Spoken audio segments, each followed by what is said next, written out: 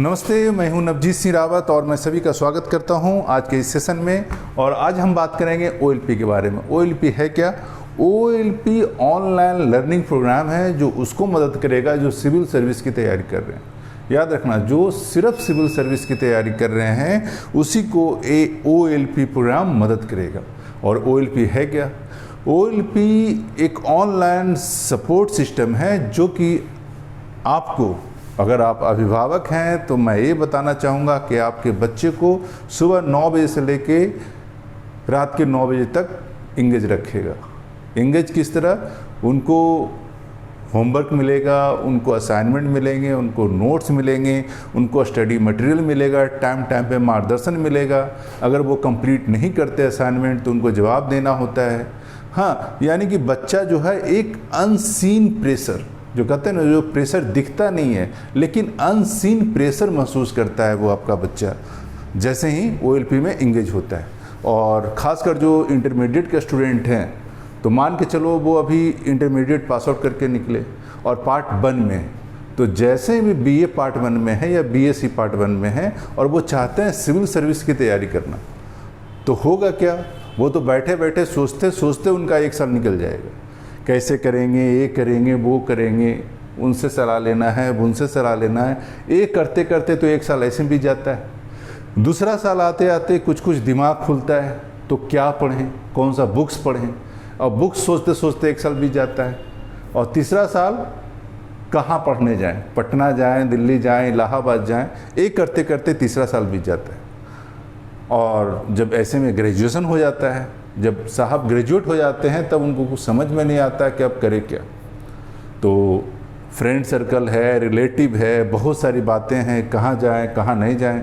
कुछ लोग बोल जाते हैं IAS करना है, दिल्ली चले जाओ, इलाहाबाद चले जाओ, फलना जगह चलो, फलना जगह चले जाओ। लेकिन अगर उस जगह जाने के बाद अगर इस बात की अगर 10% भी गारंटी मिले, 100% तो छोड़ ही दीजिए, अगर 10% की भी गारंटी मिलता है कि हम वहाँ जाने के बाद सफल हो जाएंगे, तब बहुत बड़ी है। 10% की गारंटी भी बहुत बड़ी बात है। तब ऐसे में क्या करना चाहिए?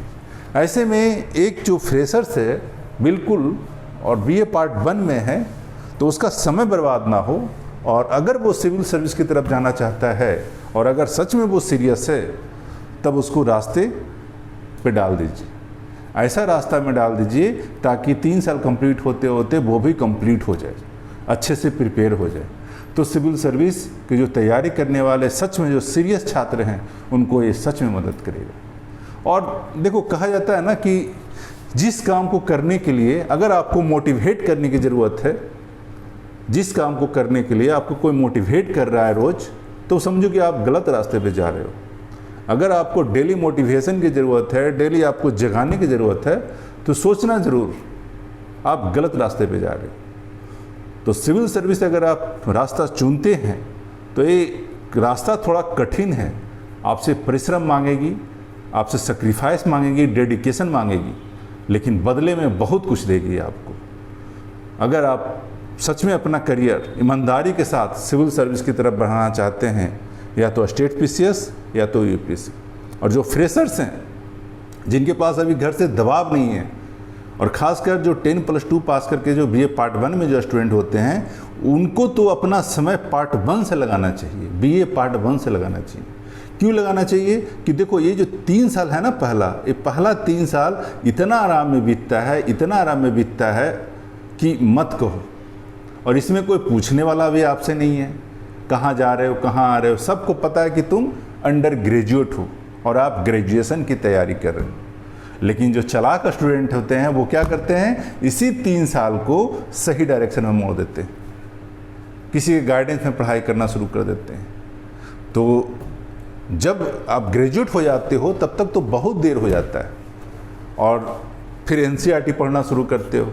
ग्रेजुएशन के बाद आप NCERT पढ़ना शुरू करते हो, और क्या, फिर 2 साल लगाते हो NCERT ख़त्म करने में। फिर किसी ने 10 बुक और बता दिया तो वो 10 बुक ख़त्म करने में लगाते हैं 1 साल। ऐसे करते करते 2 से 3 साल जाते जाते, और अगर किसी ने बोल दिया किसी ने बोल दिया, क्योंकि भूत झाड़ने वाले तो बहुत होते हैं ना। अगर सिविल सर्विस में कोई मिल गया, दोस्त मिल गया, रिलेटिव मिल गया, कोई और मिल गया, और उसको पता चल गया कि तुम सिविल सर्विस की तैयारी कर रहे हो, तो 1 मिनट में औखा झाड़ देंगे। 1 मिनट में, क्योंकि तांत्रिक टाइप का बहुत लोग मिल रहे हैं मार्केट में। और जहाँ देखेंगे सिविल सर्विस की तैयारी कर रहा है, यानी हमारी कम्युनिटी से अलग है, एक विचित्र पक्षी है, इस पक्षी को क्या करो, 1 मिनट में तांत्रिक टाइप का नशा झाड़ देंगे। तो ऐसे लोगों से बचो और चुपचाप अपना तैयारी शांति के साथ करो। कब? जब शांति का समय है। और शांति का समय कब है? जब आप अंडर ग्रेजुएट हो। BA पार्ट 1, BA पार्ट 2 और BA पार्ट 3। 3 साल बहुत है। और अगर ये 3 साल अच्छे गाइडेंस में डेली एक मेंस का आंसर लिख लिए, डेली एक PT का क्वेश्चन सॉल्व कर लिए, न्यूज़पेपर का एडिटोरियल, TV, इंटरनेट, हाँ, अच्छे मोटिवेशनल वीडियो, अच्छे लोगों का साथ, फिर देखो, फिर जैसे ही आप उधर ग्रेजुएट होंगे आपका रिजल्ट तैयार है। जैसे आप ग्रेजुएट होंगे, उम्र हो गया, एलिजिबल हो आप फॉर्म भरने के लिए, पहला अटेम्प्ट में निकलेगा। और बहुत लोगों ने निकाला है, फर्स्ट अटेम्प्ट में निकाला है। कौन? जो पार्ट 1 से, यानी इंटर पास खत्म करने के बाद पार्ट 1 से तैयारी शुरू किए हैं और 3 साल की तैयारी का ठोस रूप में। और ज़्यादा लाखों रुपए खर्च करने की ज़रूरत भी नहीं है इसमें। अगर आप OLP में इनरोल होते हो तो आपको लाखों रुपए भी खर्च करने की ज़रूरत नहीं है। सिर्फ 50 रुपया डेली के खर्च पे आप अपना करियर IAS, IPS, SDM के रूप में देख सकते हो। सिर्फ 50 रुपये के पॉकेट खर्च डेली पर। इससे सस्ता नहीं और किया जा सकता। तो अगर कोई 50 रुपये डेली के खर्च पे आपको हर दिन पढ़ा रहा है, हर दिन गाइड कर रहा है, हर दिन आपको उस लायक बना रहा है, तो समझो बहुत सस्ता सौदा है। और इस एग्ज़ाम की तैयारी में अगर कोई मेरे बच्चे को बोले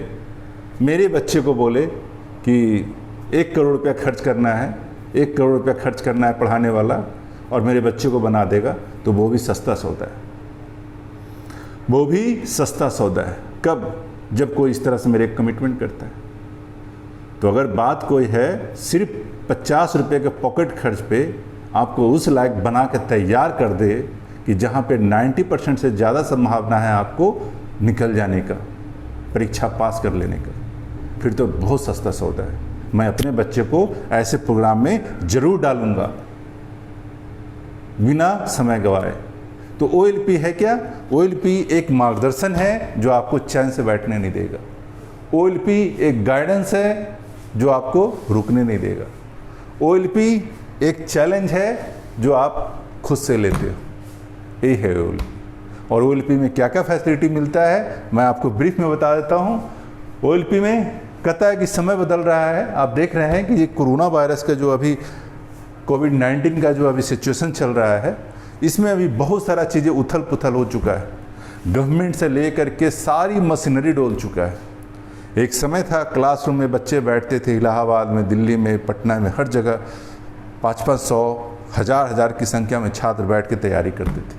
आज समय सिचुएशन बिल्कुल चेंज हो चुका है स्टूडेंट। अब जो समय आया है, अब है, चूँकि देखो परीक्षाएं तो समय पे होगी। हो सकता है COVID-19 कारण 3 महीना 4 महीना लेट हो रहा है, लेकिन जैसे भी होना है, ऑफलाइन ऑनलाइन व्हाटएवर, वो परीक्षाएं समय पे होगी। तो आपका क्या? जो परीक्षा देने वाले हैं छात्र, जो 1 साल बाद देने हैं या इस बार अटेम्प्ट करने वाले हैं, वो तो चैन से बैठेंगे नहीं। तो वो करेंगे क्या? तो उनके लिए देखो, जो समय बदल रहा है, तो समय बदला है तो आपको भी बदलना पड़ेगा।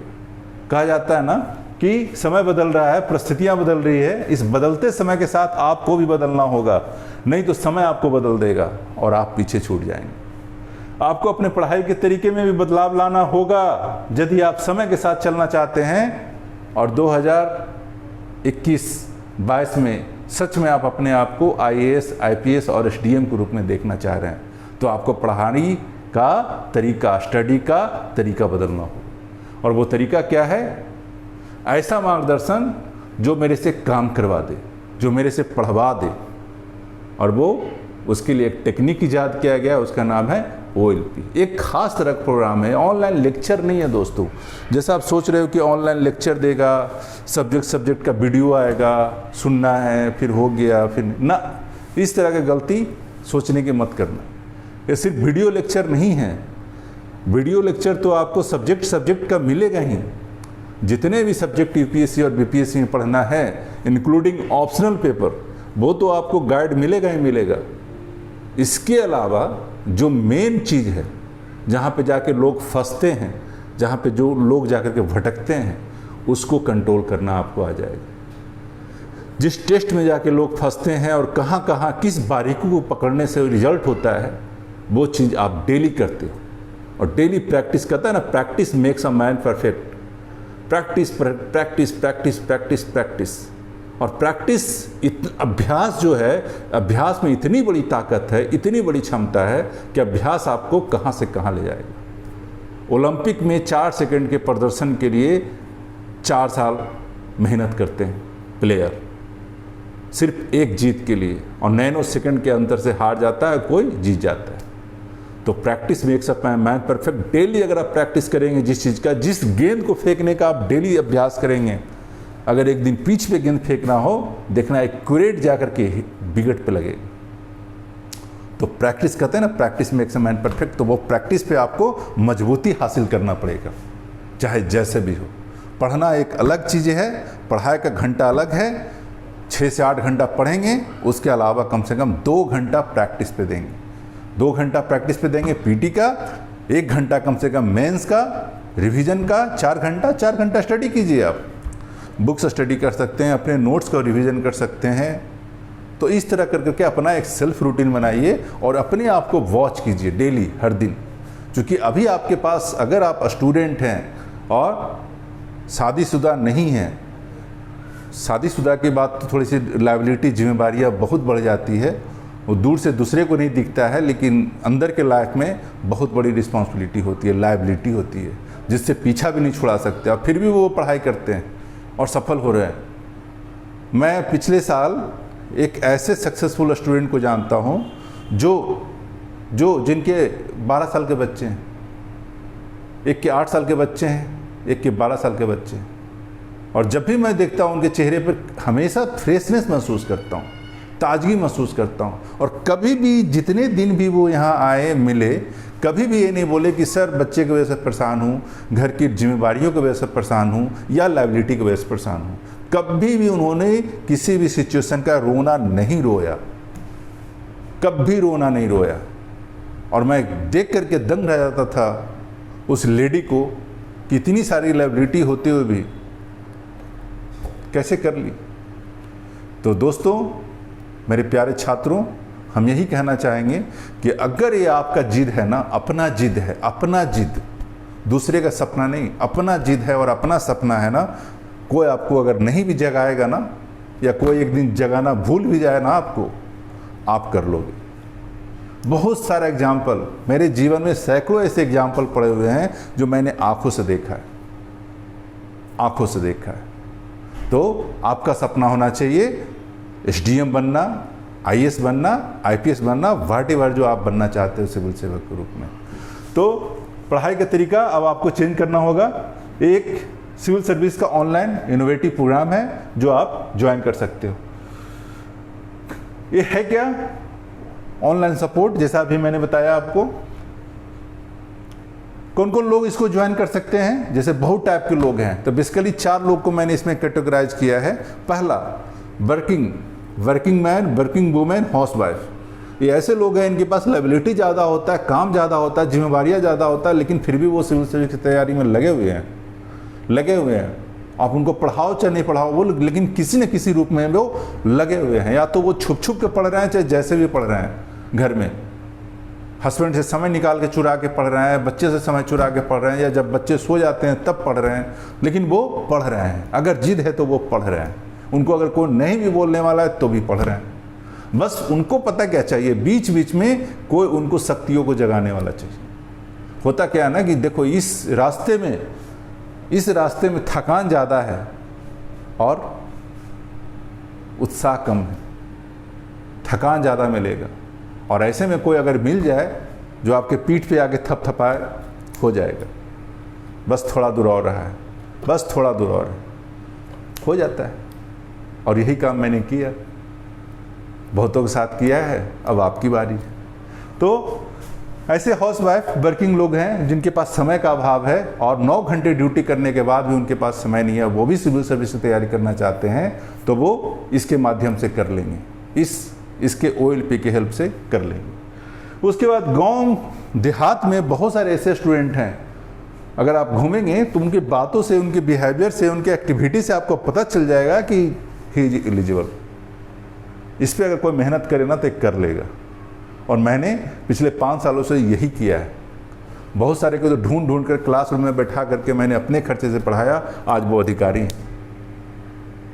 आगे भी एक काम जारी रखूंगा। हाँ, उनके लिए एक काम मैंने कर दिया है कि बहुत कम पैसे में, लोग रोते हैं ना कि मेरे पास पैसे नहीं हैं, कोचिंग संस्थान में पढ़ने का जो फ़ी है, फ़ी से ज़्यादा तो खर्च उसका रहने में होता है। अगर पटना जैसे छोटे जगह में, दिल्ली का तो इलाहाबाद का आप छोड़ ही दीजिए, पटना जैसे अगर छोटे शहर में रहा जाए तो सिर्फ रहने और खाने का एक बंदे का 10 से 12 हज़ार का खर्च आता है एक महीने का। अब बताइए, अब वो गरीब छात्र गांव से उठ करके कैसे पटना आएगा, कैसे हिम्मत कर पाएगा वो पटना में रह करके तैयारी करे। और दिल्ली तो बहुत बड़ी बात है, और दिल्ली जाकर के जाने के लिए तो उसको खेत बेचना पड़ेगा, घर बेचना पड़ेगा। और मैंने यहाँ तक सुना है कि बहुत सारे छात्रों ने अपने खेत बेचकर दिल्ली चले गए, तैयारी किया। कोई खेत बेच करके इलाहाबाद गए हुए हैं। मेरा आपसे कहना है दोस्तों, खेत और ज़मीन बेचने की आपको ज़रूरत नहीं ज़रूरत है। अगर आप रास्ता बनाना चाहोगे तो रास्ता बहुत आसानी से बन जाएगा। और कौन बोल दिया आपको कि खेत बेचना है इसके लिए और घर बेचना है और घर गिरवी रखना है? ये सब कहने की बातें। जहाँ चाह है वहाँ राह है, और जहाँ चाह नहीं है ना वहाँ कोई खेत और घर और ये सब बिल्डिंग बेचो, ये सब कुछ, कोई ऐसी बातें नहीं है। जो करने वाला है ना कर रहा है। तो अगर आप मेहनती हो तो कम से कम खर्च में 50 रुपये डेली खर्च करके भी आप वही बन सकते हो जो आपका बचपन से सपना है। ओके, तीसरे टाइप के जो स्टूडेंट हैं, ऐसे छात्र ज्वाइन कर सकते हैं जो एक समय में पटना, दिल्ली, इलाहाबाद कहीं भी रहकर सिविल सर्विस की तैयारी कर रहे थे, लेकिन कोविड-19 के कारण उनका पढ़ाई हैम्पर हो चुका है।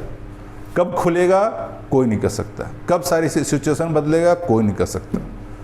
क्या सिचुएशन पहले जैसा होगा? Nobody know. तो अब आपको भी संभलना पड़ेगा। तो बदलते इस सिचुएशन में अब आपको कोई डिसीजन लेना पड़ेगा कि क्या मेरी पढ़ाई कंटिन्यू कैसे रहेगा। पहले जैसे आप 8 घंटा पढ़ रहे थे, एक प्रेशर था आपके ऊपर कि पढ़ना है, इतना दिन में एक ख़त्म करना है, इतना दिन में एक ख़त्म करना। हो सकता है 10 दिन, 15 दिन, 20 दिन आप जाग जाएं, लेकिन कंटिन्यूटी चाहिए इसमें। अब वो कंटिन्यूटी कहाँ से आएगा? जब आपके साथ कोई डेली लगा रहेगा, तब वो कंटिन्यूटी आएगी और आप प्रेशर में पड़ जाएंगे। क्यों? कोई पूछने वाला है, कोई चेक करने वाला है मेरा कॉपी, कोई मेरा आंसर पूछने वाला है, कोई मेरा टेस्ट में नंबर पूछने वाला है। जो मैं डेली भेजूंगा आपको वो आप पढ़ोगे, फिर उससे कोई पूछने वाला है। तो ये इंगेज रहने वाला कार्यक्रम है। सिर्फ इसमें मंडे से लेकर फ्राइडे तक हम आपको पूरी तरह से इंगेज रखते हैं। सैटरडे को जो है एक्टिविटी डे है और संडे को नोट्स वगैरह पे हम लोग डिस्कस करते हैं, नोट्स भेजते हैं आपको ज़रूरी, और उसमें उस नोट्स में भी ज़रूरी क्या चीज़ है पढ़ना वो बता देते हैं। बाकी सारा काम, सारा रोल आपका होता है। ठीक है। तीसरे वैसे छात्र हैं जो अभी 10+2 पास कर किए हैं, और 10+2 करने के बाद जैसा मैंने अभी बताया 3 साल या तो आप बर्बाद कर दीजिए, मज़े मज़े में मस्ती में फेंक दीजिए 3 साल को, या इस 3 साल को ऐसा यूटिलाइज कीजिए कि 3 साल आपको जीवन भर याद रहे, और आने वाला अगला 3 साल या तो पसीना बहा दीजिए या तो खुशहाली में जिए, और 3 साल के बाद फिर लहू बहाइए, मर्जी आपकी। तो जो इंटरमीडिएट के स्टूडेंट हैं उनके लिए मैं फिर बोलूँगा, ये बहुत ही सुनहरा अवसर है जो BA पार्ट 1 में है। 3 साल का स्टडी आपको एक सही जगह पहुंचा देगा। चाहे आप इंडिया के किसी भी कोने में रहते हैं, चाहे आपके पिताजी कुछ भी करते हैं, मजदूरी ही करते हैं, कोई 50 रुपया का खर्चा उठाना उनके लिए कोई बहुत बड़ी बात नहीं है। ठीक है। तो अगर वो करने वाला होगा ना तो वो कर लेगा, और नहीं करने वाला होगा ना तो उसको मुफ्त में भी अगर सुविधाएं दे दी जाए नहीं करेगा, वो सिर्फ अपना समय बर्बाद करेगा और मेरा समय बर्बाद करेगा। ओके, तो इस प्रोग्राम में क्या है, इस प्रोग्राम में 20 तरह की एक्टिविटी आपको करना होता है OLP में। जैसे इसमें हर दिन आपको एक वीडियो मिलेगा जिसमें सब्जेक्ट वाइज लेक्चर होगा। दूसरा जो वीडियो मिलेगा वो आपको डेली उसमें इंटरेक्शन होगा हर एक स्टूडेंट के साथ, कुछ मैसेज देना है तो हम लोग बात करेंगे। तीसरा जो काम होगा वो हर दिन आपको 66वीं BPSC जो अभी आने वाला है, या अगर मान को चलो जिनको इस साल 66वीं BPSC नहीं देना है, 2 साल के बाद देना है या 1 साल के बाद देना है, अभी से अगर प्रैक्टिस उनका रहेगा ना तो उस वक्त आते आते वो क्वेश्चन के साथ खेलेंगे। बोलेंगे सर सिलेबस चेंज हो जाएगा तो 3 साल के बाद हिस्ट्री बदल जाएगा क्या, पॉलिटी बदल जाएगा, इकोनॉमिक्स कुछ बदलेगा, जनरल साइंस नहीं बदलेगा, भूगोल तो नहीं बदलेगा। तो फिर जो चीज़ें बदलेगी तो वो सिर्फ करेंट अफेयर बदलेगा। वो करेंट अफेयर हमेशा बदलता रहता है और वो डायनेमिक है, उसमें अलग से मेहनत करना होता है। बाकी चीज़ें तो आपका वही रहेगा। उसके बाद जो IAS के एग्ज़ाम प्रिपेयर हो रहे हैं उनको डेली एक IAS का PT का टेस्ट बाइलिंगुअल हिंदी और इंग्लिश दोनों में मिलेगा और डेली शाम तक सॉल्यूशन खुद आप अटेम्प्ट करेंगे और एक रणनीति बना के स्ट्रैटेजी के आधार पे हम लोग आपसे काम करवाएंगे। अब फिर देखना 3 महीना जाते जाते अगर जैसा बताया रणनीति आपको IAS का क्वेश्चन सोल्व करने के लिए 3 महीना जाते जाते 100 ना क्रॉस कर जाए ना, फिर कहना, फिर किसी भी इंस्टीट्यूट किसी भी कोचिंग या कहीं का भी क्वेश्चन दे दे, अगर उस रणनीति को फॉलो करेंगे आप तो आपका मार्क्स 100+ जरूर रहेगा। इस बात को गौर करना आप। उसके बाद इसमें जो लाभ होता है आपको हर दिन एक क्वेश्चन कम से कम एटलीस्ट GS पेपर 1, 2, 3, 4 में से एक क्वेश्चन डेली आपसे लिखने के लिए हम देंगे। वो हिंट भी देंगे, उसके बाद क्वेश्चन देंगे लिखने के लिए और आप लिख करके भेजते हो कॉपी चेक होने के लिए।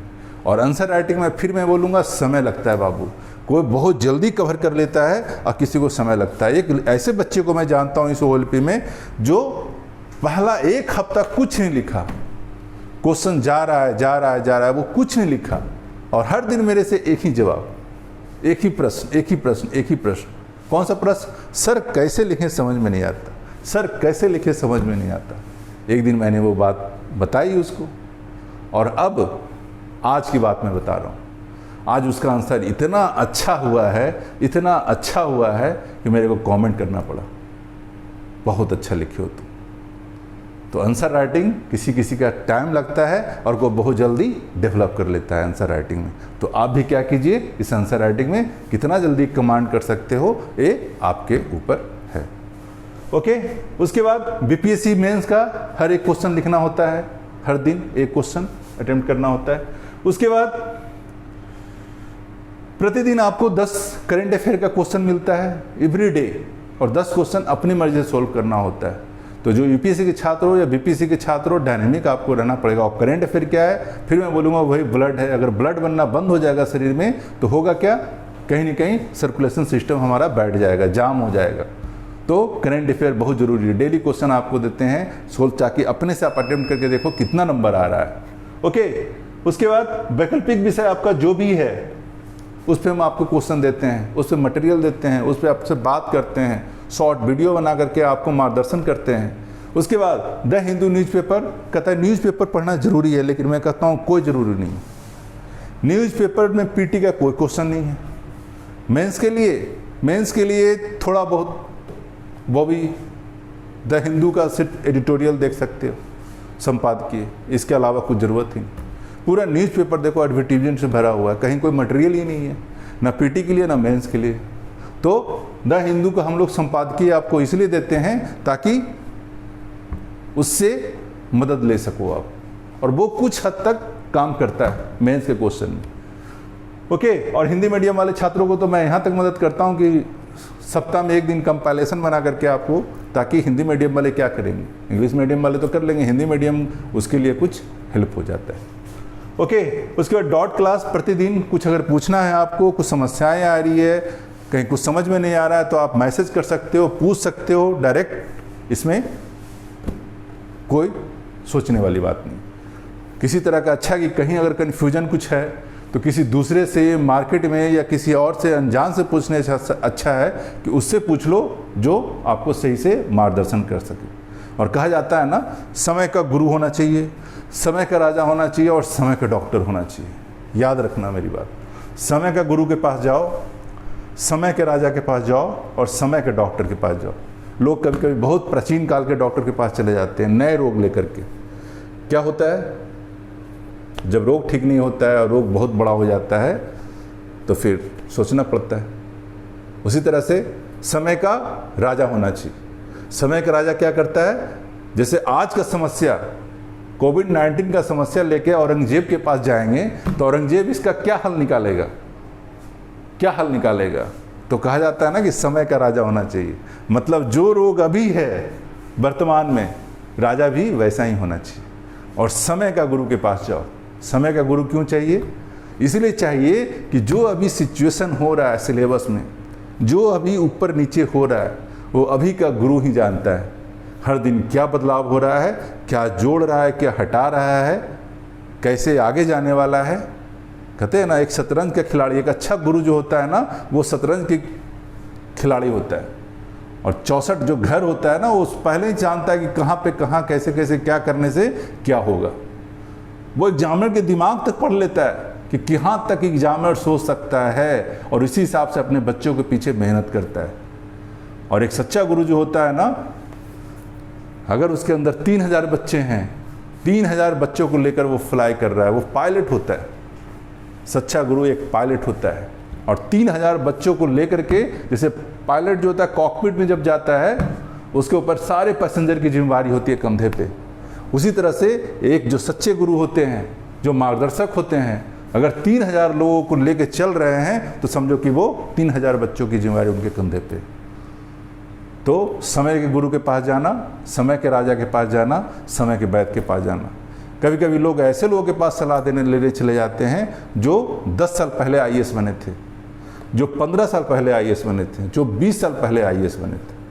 अब वो तो नॉलेज तो उनके पास है ही, नो डाउट, लेकिन जो जानकारियाँ अपडेट जो सिलेबस में ऊपर नीचे हो रहा है, शायद वो उतना मदद ना कर पाए जितना कि कोई आज का गुरु आपको बता दे।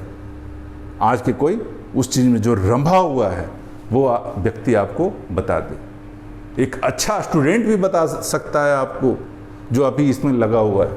उस IAS से बेटर एक अच्छा स्टूडेंट, एक अच्छा गुरु, एक अच्छा मार्गदर्शक बता सकता है आपको जो अभी इसमें रमा हुआ है। तो 20 साल पहले वाले IAS, वो तो 20 साल पहले वाला हिसाब से जैसे वो पास करके बने थे, वो अपना अनुभव ही बताएंगे और कुछ नहीं, सिर्फ अनुभव की बात बताएंगे। और उनको भी लगेगा कोई तो आया मेरे पास जो मेरी बात सुनने के लिए आ गया। घर में बीवी तो बात सुनती नहीं है, बाहर वाले सुनते नहीं हैं, ऑफिस वाले सुनते नहीं हैं, कोई तो है जो सुनने के लिए आया उनके पास बैठा, तो उनको भी अच्छा लगता है। तो फिर मैं बोल रहा हूँ, समय के गुरु के पास जाना, समय के डॉक्टर के वैद्य के पास जाना और समय के राजा के पास जाना, अगर वर्तमान समस्या का हल चाहिए। ओके, उसके साथ ही हर शनिवार का एक्टिविटी डे होता है OLP वालों के साथ। और OLP में एक्टिविटी क्या होता है, देखो, अगर हम पूरे हफ्ता मेहनत करते हैं आपके ऊपर तो हमको रिपोर्ट भी चाहिए और कुछ अच्छी बातें भी चाहिए जो हम सुधार करना है, कैसे कैसे क्या करना है और आपने क्या सीखा ये भी चाहिए। तो हर शनिवार को हर OLP वाले स्टूडेंट्स हम 2 पॉइंट लेते हैं एवरी सैटरडे। 2 पॉइंट क्या है, इस हफ्ते आपने क्या अच्छा सीखा और दूसरा और कैसे सुधार कर सकते हैं, या मेरे में कोई त्रुटि हो, मेरे में कुछ खराबी हो, अगर मेरे में कहीं गुंजाइश है सुधार करने की तो आप मेरे को वो बताओ। तो 2 बातें एवरी सैटरडे हम आपसे फीडबैक लेते हैं। उसके बाद हर शनिवार को स्टैटिक्स पे एक क्वेश्चन पे काम करते हैं। स्टैटिक BPSC मेंस में पूछा जाता है, तो एक क्वेश्चन स्टैटिक्स BPSC मेंस के लिए हम एवरी सैटरडे क्वेश्चन देते हैं और सॉल्यूशन के पे बात करते हैं। उसके बाद हर शनिवार एक CSET के क्वेश्चन पे हम लोग बात करते हैं। एक सेट पूरा कंप्लीट 80 क्वेश्चन का एक सेट, इसके सॉल्यूशन पे बात करते हैं every Saturday. Every Saturday is a activity day with CSET and statics. इसके अलावा एस्से पेपर को आप नज़रअंदाज नहीं कर सकते, एस्से पे भी हम लोग एवरी सैटरडे काम करते हैं। उसके बाद 100 important current affair every Saturday को भेजा जाता है OLP वालों को। हर शनिवार द हिंदू न्यूज़पेपर का संपादकीय का हिंदी अनुवाद और विश्लेषण कर करके, ताकि हिंदी मीडियम के छात्र भी आगे बढ़ सके इंग्लिश की तरह। उसके बाद कुछ ज़रूरी नोट्स, वीडियो लेक्चर तो चलता ही चलता है, उसके अलावा उस वीडियो लेक्चर का जो यहाँ पे पढ़ाई हो रही है वो हम आपको हार्ड कॉपी उपलब्ध करवाते हैं PDF बना करके, ताकि आपका काम आसान हो जाए। Every Sunday is a notes day for OLP group. कैसे? हर संडे को देखो इंटरनेट पे बहुत सारा मटेरियल पड़ा हुआ है, इतना मटेरियल का बाढ़ आ गया है। अब उसमें क्या सही है, क्या गलत है, क्या पढ़ना है, ये कोई बताने वाला हो और वो भी कोई छाट के देने वाला हो तो काम आपका और आसान हो जाता है। तो हर संडे को हम आपको बुक्स का इम्पोर्टेंट पेज, करेंट अफेयर या UPSC के जितने भी मटेरियल अवेलेबल हैं इंटरनेट पे, उस सब में से छाट करके आपके लिए सिलेक्टिव आपको देते हैं और ये भी बता देते हैं कि ये पढ़ना ज़रूरी और ये पढ़ना ज़रूरी नहीं। आपका काम बहुत आसान हो जाता है। फिर अगर मेरा मेहनत, आपका डेडिकेशन, सैक्रिफाइस रहा तो ये काम कोई 6 महीने में कर लेता है, कोई 1 साल में कर लेता है और मैक्सिमम ज़्यादा से ज़्यादा 3 साल। मैंने कहता हूँ 3 साल से ज़्यादा किसी को इसका लाभ लेना चाहिए। कोई 6 महीने में निकल जाएगा, कोई 1 साल में निकल जाएगा और मैक्सिमम जो इंटरमीडिएट पास आउट करके आए हो उसको 3 साल से ज़्यादा नहीं लगेगा। जो भी आप बनना चाहते हो, IAS, IPS, SDM, व्हाटएवर, और इस प्रोग्राम का पूरा लाभ लो और अपना जीवन सफल करो। Okay, all the best.